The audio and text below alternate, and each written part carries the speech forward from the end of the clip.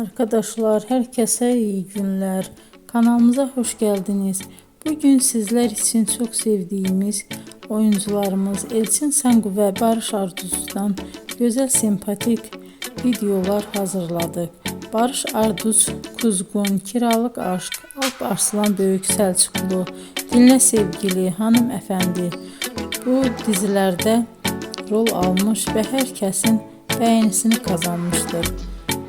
Ben de sizler için onların romantik karelerini hazırladım. Bu videoların devamının gelmesini istiyorsanızsa emeğime saygı olarak kanalıma abone olup yorum yazmayı, sona kadar izlemeyi unutmayın.